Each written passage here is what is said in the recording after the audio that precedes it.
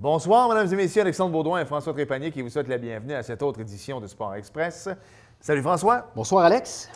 François, les gens le savent, les gens nous suivent depuis longtemps. On enregistre le lundi. Oui. Alors, il y a un match du Canadien mardi. Oui. Et selon plusieurs, c'est un match névralgique pour la carrière de Michel Therrien à Montréal. Alors, ça se peut que vous écoutiez l'émission puis qu'il s'est passé quelque chose. On n'a juste pas de scoop. Ça se peut que Michel n'est plus là puis Drouin est arrivé, c'est ça? C'est ça, exactement. Ça se peut fort bien. Puis c'est vrai, honnêtement, que si le Canadien a une contre-performance contre Boston, les chances qu'il y ait des changements sont quand même élevées. Parce que tu as vu le calendrier du Canadien, pareil, jusqu'à... Oui. Même passer le match des étoiles, c'est prenable. C'est plus que prenable. Il y a du pain sur la planche, si tu me permets l'expression. Puis toi, penses-tu que le poste de Michel est en danger? Je pense que oui, moi. Ouais. Je pense que oui. Tu sais, est-ce que Bergevin va faire quelque chose pour l'aider? J'espère aussi. J'espère aussi. Puis il y avait un journaliste dans la presse la semaine dernière qui sortait les statistiques du Canadien, mais des gardiens. Tu sais, Condon, Shrivens, OK. Sérieusement, c'était peut-être pas le meilleur match à Condon en fin de semaine, là, samedi, mais écoute, le gars a accordé 2 buts au moins, en tout cas une bonne moyenne d'efficacité. C'est ça le travail va bien. Michel Condon. Oui, fait que tu sais... Mais on a quand même hâte que Carey revienne, si Carey revient cette année. Voilà. Tu sais que je pense que c'est le deuxième but hier, hier, dimanche soir, contre les Blackhawks. Scrivens est sorti en arrière de son filet, a arrêté la rondelle, revirement, ils ont compté. Carey Price, pour vrai, dans l'ordre de dégager les rondelles derrière son filet, c'est une machine. Fait que juste ce but-là ne serait pas arrivé avec Carey. Tu comprends? C'est plein de petits points comme ça. Il est bon sur la relance. Je pense que c'est Claude, c'est toi qui lui a montré à faire ça, parce que Claude est un gardien de but. C'est un gardien, Claude, Exactement. Malgré sa grippe. Oui, voilà. Hey François, l'Impact a signé un milieu de terrain. Ben oui, je ne le connais pas. Non, mais quand même, un jeune Argentin de 20 ans. Ça négocie toujours avec Drogba. Alors, il ne reviendra pas. Non? Non? OK. Je pense pas moi non plus. Sérieusement. Et on parle des géants. Belle émission 100% football cette semaine, François. Oui. Et on est content parce qu'on a toujours fait, je pense, une belle preuve de fidélité envers les géants. Oui, je pense qu'on les couvre assez bien, Alexandre. Oui, et puis le fait qu'ils soient en Division 1, bien écoute... ça mérite une présence quand il y a de la neige. Oui, puis on est content, sérieusement. On était fiers de parler d'eux en Division 2, mais de parler d'eux en Division 1, c'est encore plus prestigieux. Oui, émission. Écoute, Alex, on a Alex Surprenant, l'entraîneur, qui va être là pour nous parler justement du passage au niveau 3A. Parler également du recrutement. Ça aide peut-être lorsqu'on parle 3A, Division 1, pour aller chercher des joueurs peut-être qui ne seraient pas venus à Saint-Jean en Division 2. Et je reçois également le corps arrière des géants, Dimitri Morin, qui a été sélectionné par Team Canada, Alexandre. Il s'en va représenter le Canada au Texas au International Bowl. Donc, Dimitri va nous parler également de son parcours de joueur de football, comment ça a commencé pour lui. La semaine dernière, on a eu une entrevue avec un professeur d'éducation physique là-bas, à Rodi Mellet. Et là, Alex, je veux que si quelqu'un, pas un civil, mais quelqu'un de l'armée, un haut placé, regarde l'émission en ce moment, on veut s'asseoir avec vous. Les gens des géants veulent s'asseoir avec les gens de l'armée, en fait, tout simplement. Collège, la base. Du CMR, qu'on appelle ça. Pourquoi? Parce qu'on veut voir qu'est-ce qu'on peut faire. Est-ce qu'on peut avoir des militaires avec les géants? Comme j'ai dit, peut-être que ça ne leur tentait pas de mettre les efforts nécessaires pour la Division 2, mais je dis là maintenant qu'on soit en Division 1, peut-être. Parce qu'il y a des gens en volleyball qui l'ont fait, en soccer aussi. Je pense qu'il y a eu 3 personnes l'an dernier. Oui, puis Dieu sait, Alex, il y en a des militaires qui sont passionnés de football, qui jouent au football, qui ont joué au niveau secondaire, puis qui aimeraient peut-être ça pour suivre leur carrière, qui ont des bonnes notes à l'école, avec un bon encadrement. Je pense que Rudy l'a dit la semaine passée. Ça pourrait peut-être se faire. Alors, si jamais il y a un militaire qui entend l'entrevue, rentrez en contact avec Alex, parce que j'ai comme l'impression que ça pourrait être une belle association. Je pense qu'Alex va le faire, sinon. Je pense que oui aussi. François, on s'arrête 30 secondes. On commence avec le corps arrière. Parfait. Et donc, c'est ça. On s'arrête 30 secondes, même pas 5 secondes de l'entrevue que François a réalisée avec Dimitri. Notre premier invité cette semaine à Sport Express dans ce grand spécial de géant de Saint-Jean-sur-Richelieu est le corps arrière de l'équipe. Il s'en ira très bientôt à l'International Bowl pour représenter le Canada. Dimitri Morin est avec nous. Salut Dimitri. Salut François, ça va bien? Ben oui, bienvenue à Sport Express. Merci beaucoup. Écoute Dimitri, j'aime toujours parler du parcours d'un joueur de football. Tu es le corps arrière partant des géants, tu as du succès. Comment ça a commencé le football pour toi? Ben moi, premièrement, je suis un gars de la région de l'Outaouais, la ville de Gatineau, plus précisément secteur Elmer. Je te dirais, j'ai commencé le football à 9 ans. Mon père a joué longtemps, jusqu'à sa carrière collégiale, dans le fond. Puis c'est toujours quelque chose qui m'a intéressé, toujours quelque chose que je me suis dit que si j'avais l'opportunité de faire, je le ferais. Puis un moment donné, je me rappelle, je revenais de la pratique de hockey parce que j'ai joué au hockey avant. Puis mon père, il m'a dit, écoute, j'ai vu une annonce dans le journal, il y a un club civil qui commence à Gatineau, les Vikings de Gatineau, justement. Puis écoute, à partir de ce moment-là, j'ai commencé à 9 ans comme ailier défensif à la défensive. J'ai juste joué 1 an en défensive. L'année d'après, j'ai commencé à jouer corps arrière. C'est ça, un programme de foot exceptionnel pour commencer à jouer. Ils m'ont vraiment... j'ai appris à aimer le football sans vraiment être forcé. C'était vraiment... j'avais des très bons coachs pour m'aider, mais c'était vraiment une passion qui s'est cultivée par soi-même. J'étais vraiment pas forcé à... Comment on fait pour se retrouver corps arrière, qui est, on se le cachera pas, la position la plus prestigieuse au football, le corps arrière, tu es le pilier. Comment tu t'es ramassé corps arrière? Qu'est-ce qui a fait que je serais peut-être bon corps arrière? Bien, c'est ça, que ça vient encore aux Vikings de Gatineau, je te dirais, parce qu'à chaque année, on avait une espèce de petite tradition où, une des dernières pratiques de l'année, on faisait jouer les gars de la défensive à l'offensive. Puis, sans vouloir me vanter, quand j'avais pris quand j'avais pris le spot de corps arrière pendant cette pratique-là, justement, j'avais très bien fait. Puis, dans le fond, après la pratique, Gowan Harding, qui était le coach en chef dans ce temps-là pour notre équipe de 9-10 ans, m'avait dit, écoute, l'année prochaine, c'est sûr qu'on t'essaye là, on va voir qu'est-ce que ça va donner. Puis, l'année d'après, j'avais très bien fait. C'est sûr qu'à cet âge-là, j'étais moins un passeur. Je me débrouillais un peu plus avec mes jambes. Aujourd'hui, ça a changé un petit peu. Là. Les rôles sont un peu inversés, mais c'est comme ça que j'ai fini en dessous du centre. Donc là, tu as fait ton secondaire comme corps arrière à Gatineau. Oui. Puis là, tu te retrouves avec les Géants de Saint-Jean-sur-Richelieu. Là, tu me disais tantôt avant l'entrevue, tu ne savais même pas c'était où Saint-Jean, tu pensais qu'on était un village. Je te confirme qu'on est la 11e plus grande ville au Québec, ici, Saint-Jean-sur-Richelieu.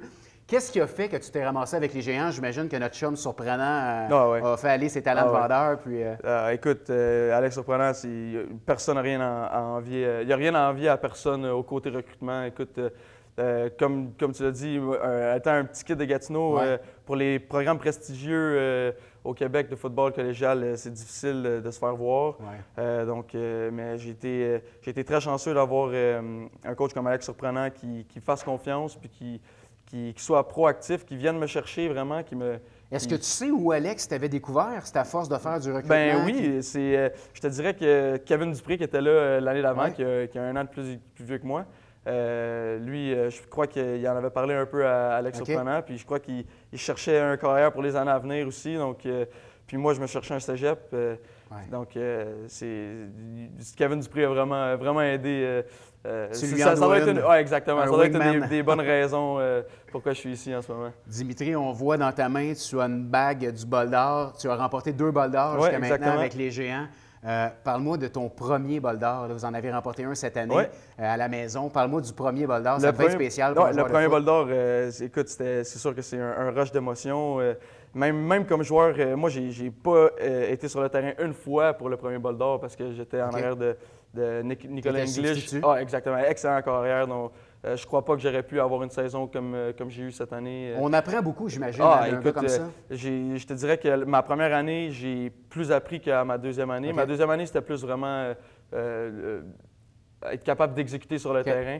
Mais techniquement, je te dirais, j'ai appris à 100 km/h avec Nicolas English puis avec Alex. Puis c'est ça, dans le fond, pour le premier bol d'or, c'est vrai, c'est sûr, c'est juste un rush d'émotion. Puis aussi, c'est un peu, là j'ai juste le mot en anglais, mais c'est relieving. C'est vraiment comme une délivrance. Exactement, c'est comme un poids qu'on enlève parce que là, la saison est finie, puis on sait qu'on a fini ça sur la bonne note. Puis c'est vraiment le fun de savoir qu'on a pu finir ça sur une bonne note. Là, la saison passée, bol d'or à la maison, encore une fois. C'est toi qui étais corps arrière. Comment on se sent quand c'est toi qui es dans l'action, qui doit mener les joueurs jusqu'au bout? Bien, premièrement, je voudrais commencer par dire que ma première demi du bol d'or était sûrement le pire football que j'ai joué de l'année. C'est ça à cause du stress? Ben, oui, je pourrais te dire oui, mais je pourrais pas te dire que je me sentais stressé pendant le match. Mais c'est sûr que là, quand j'ai commencé à voir que les choses n'allaient pas, puis que, tu sais, à la demi, on perdait par 5 points, c'était 19-14. Là, tu sais, c'est sûr que, tu sais, let's go, Dim, là, il faut que tu commences à jouer parce que... On est à la maison, exactement. C'est sûr que ça ajoute un petit peu de pression, hein? mais d'un autre côté, je te dirais que ça amène plus d'avantages que ça amène la pression. Parce que, écoute, avoir nos fans, je te dirais que j'ai pas peur de dire que je suis sûr qu'on a la meilleure foule au Québec au football collégial. Ouais, parle-moi du stade rapidement. Ah ouais, le stade, les installations sont parfaites. Écoute, c'est comme, je te dirais qu'on a sûrement des installations, pas de niveau universitaire, mais très proches. Écoute, super beau locker room aussi. Le stade est parfait pour fitter la foule qu'on a. Puis c'est vraiment un avantage. Les équipes n'aiment pas ça venir jouer à Saint-Jean, puis c'est sûr qu'on le sait, nous autres. Là, on va en parler un petit peu plus tard tantôt. Il te reste 1 an avec les Géants. Vous avez fait le saut au niveau 3A pour l'an prochain. Mais parle-moi du International Bowl où tu t'en vas, c'est très bientôt. Oui, je pars le 25. Tu vas aller représenter Team Canada. Comment tu été recruté pour aller représenter le Team Canada? C'est ça. Dans le fond, c'est une nouvelle formule. Je crois que cette année, dans le fond, c'était par invitation. Il n'y avait aucune séance d'essai, dans le fond, aucun try-out. Les années d'avant, il y avait des try-outs. Donc, ça a été une surprise, honnêtement. Moi, j'ai cherché activement pour savoir c'était quand les dates des try-outs. Puis, j'étais pas préparé. Exactement. Je les trouvais pas. Je me demandais s'il y en avait. Au début, je me suis dit peut-être qu'il n'y en a pas. Peut-être qu'ils ont dit que Team Canada, c'était fini. Puis là, j'ai reçu l'email. C'était carrément une invitation tout de suite. Tu fais l'équipe d'un coup avec juste un email. Donc c'est flatteur, hein? Ah, c'est flatteur, mais c'est aussi... c'est pas un choc, mais c'est... ouais, dans le fond, c'est un choc. C'est vraiment un choc. Toi, tu t'attends à aller faire le camp d'entraînement, tu t'attends à vouloir faire ta place dans l'équipe, on t'appelle pour te dire c'est toi qu'on veut, tu as le poste. C'est se faire offrir. C'est ça, j'ai pas le poste, mais je suis un des carrières. C'est ça, t'es là. Donc, c'est ça. Puis là, il va rester exactement. Donc, c'est une semaine à Arlington, au Texas. On pratique à l'Université du Texas. Donc, pendant la semaine de pratique, c'est là que je vais me faire valoir. Puis, ça, c'est toutes dépenses payées? Non. Tu dois payer tes déplacements? Je dois payer, mais je vais prendre un petit moment aussi pour remercier les Vikings de Gatineau, justement, qui m'aident beaucoup à financer, les Géants de Saint-Jean, le Nautique Saint-Jean, mon employeur de cet été. M. Sénécal? Oui, exactement, M. Sénécal, oui. Puis c'est ça, donc moi, honnêtement, j'ai pas eu à payer rien, dans le fond. J'ai réussi à aller chercher des bons commanditaires, des personnes de confiance que je savais qui étaient prêts à m'aider. Donc, je suis extrêmement reconnaissant parce que sans eux, je pourrais pas avoir une expérience comme ça. Rapidement, il nous reste 2 minutes. Okay.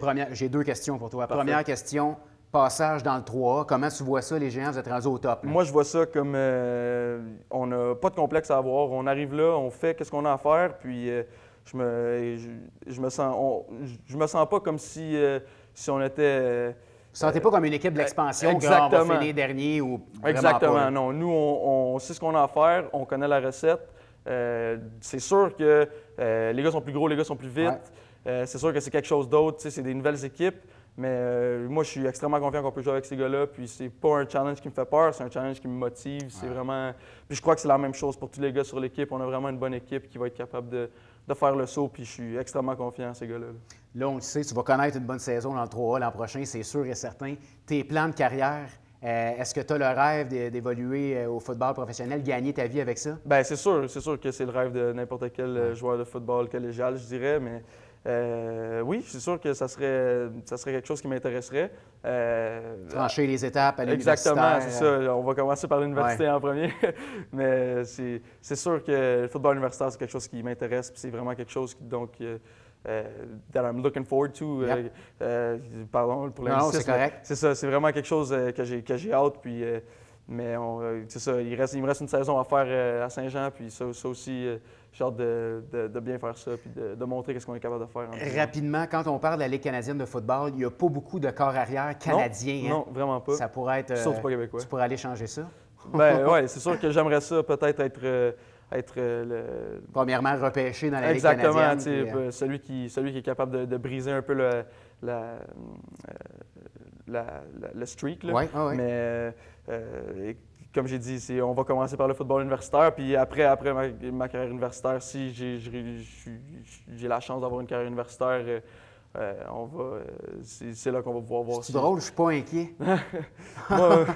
moi j'essaie de rester confiant. C'est correct, tu es un gars humble, on aime ça, mais on a écouté ton coach une fois de temps en temps qui nous a bien parlé de toi, puis je pense que tu es un espoir pour le football, pas juste ici à Saint-Jean, mais bien au Québec. Donc, merci beaucoup. Donc, Dimitri, écoute, on te souhaite la meilleure des chances au International Bowl. Merci, je te remercie. Avec l'équipe Canada, puis surtout la meilleure des chances en 3A l'an prochain. On aura la chance de te recevoir à Sport Express pour en parler. Parfait, ça me ferait plaisir.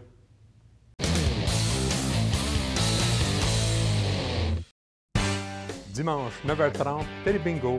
On vous attend.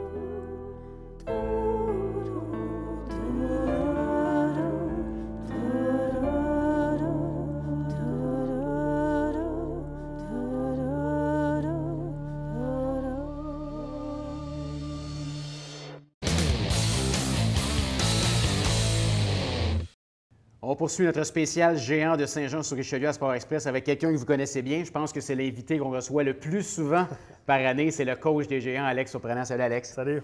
Alex, on a reçu Dimitri tout juste avant toi qui va participer au International Ball. Comment on se sent en tant que coach de voir qu'un de tes gars a été recruté comme ça pour se rendre là? Très fier, très fier. Puis Dimitri n'est pas le seul en plus. On a aussi Pierre-Olivier Lestage, joueur de ligne offensive, qui a également reçu le même honneur. Donc très, très fier. Je pense que ça prouve que le développement qu'on fait avec nos joueurs est excellent. Même si on a œuvré dans la Division 2 dans la dernière année, ces deux gars-là ont connu des saisons exceptionnelles. Donc très, très fier de ça.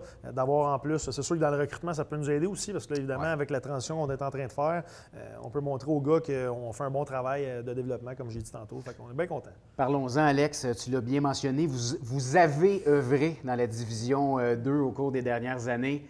Là, c'est officiel, vous passez au 3A en Division 1. La première réaction du coach? Bien, très, très content.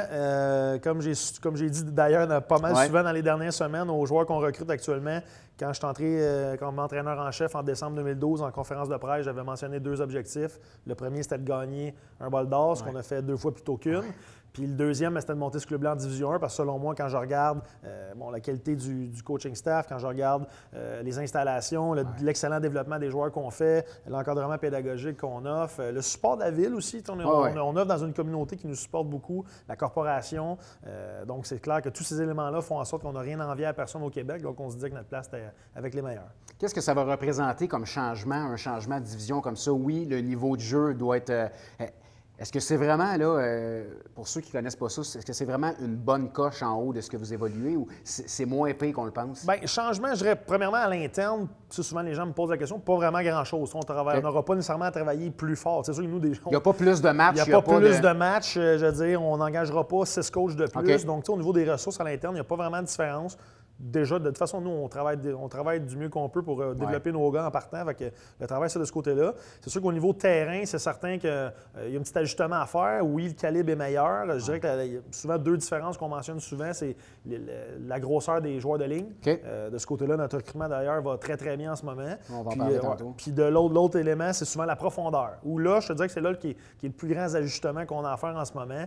C'est de s'assurer que quand le partant se blesse, bien, que le joueur qui embarque sur le terrain est tout aussi solide que le premier. C'est ça qui fait la différence en ce moment, je pense, dans une équipe comme Lennoxville qui est champion en titre en Division 1. C'est vraiment la profondeur qui se démarque. C'est quoi les objectifs en tant que coach comme ça lors d'une première saison dans une nouvelle division? Vous avez upgradé, vous êtes rendu au top. C'est quoi? Vous êtes champion du bol d'or dans la Division 2. Objectif raisonnable pour un coach, c'est quoi? Bien, une fiche de 500, faire les séries, je pense que c'est loin d'être utopique de penser qu'on peut atteindre ça. Puis on a juste à regarder 2 bons exemples qui sont André Grasset et Limoilou. 2 équipes qu'on a quand même battues de façon assez convaincante dans les séries 2014. En 2015, ils ont réussi à faire les séries tous les 2. Donc pour nous, c'est clairement une preuve que c'est possible d'atteindre ces objectifs-là dès la première saison.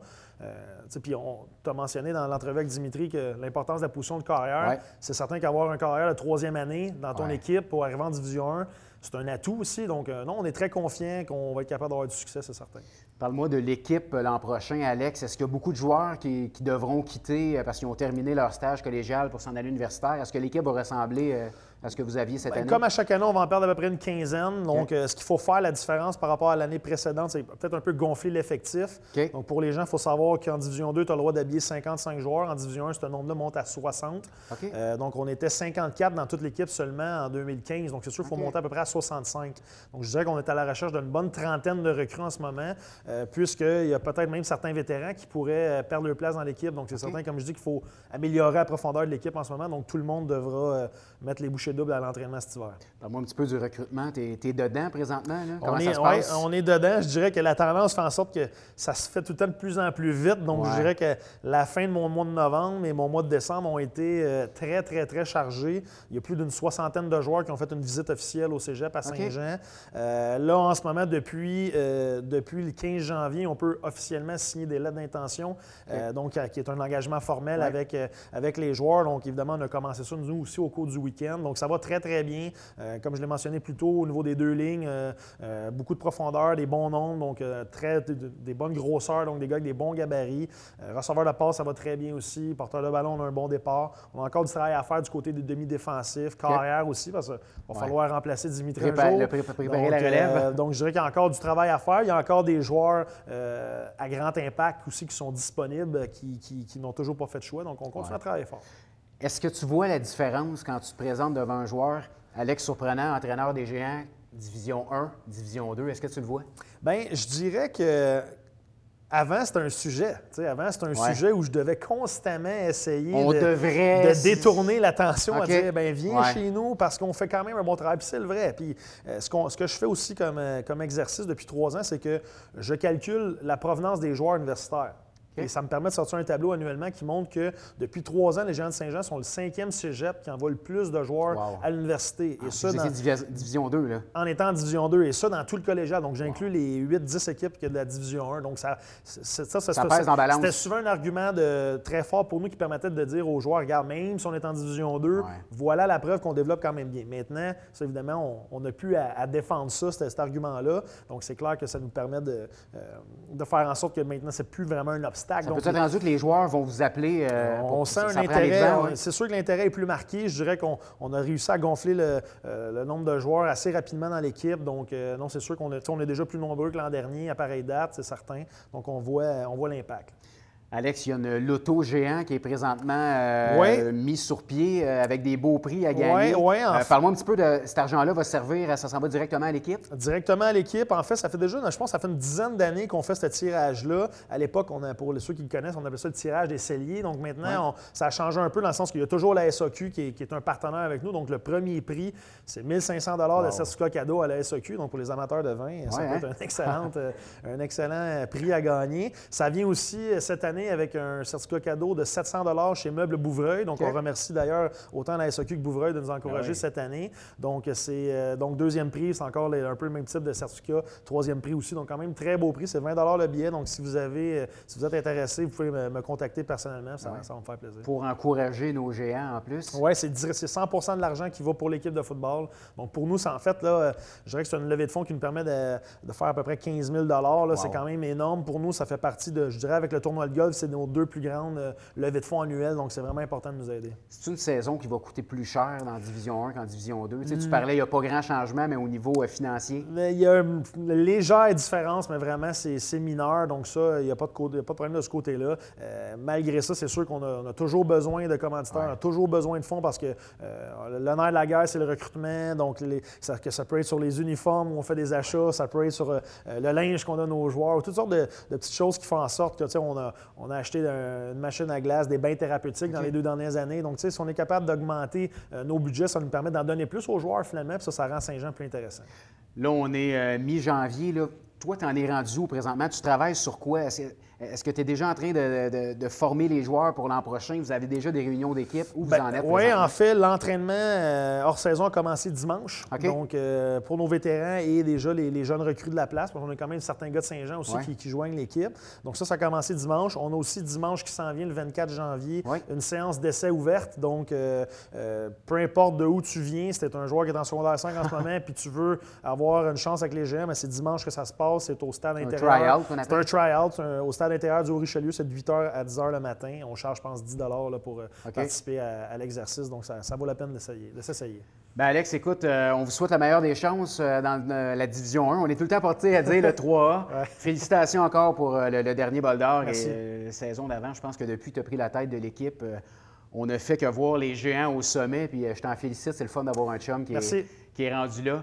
Puis, en terminant, ta prédiction, un grand fan des Pats, est-ce que les Pats se rendent jusqu'au bout cette année? Les Patriots vont se rendre au Super Bowl cette année. Rendu là, après ça, ça va être difficile parce que ça va être un bon adversaire, que ce soit la Caroline ou l'Arizona. On voit Alex qui est là en arrière. Là. C'est ça. Je suis un grand fan des Patriots. Fait que moi, je ne mets pas d'argent. Je ne gage jamais contre Tom Brady. C'est ça que j'ai appris. Donc, c'est bon. À date, tu as fait des sous? Oui, c'est ça va bien cette année. Merci, Alex. Merci.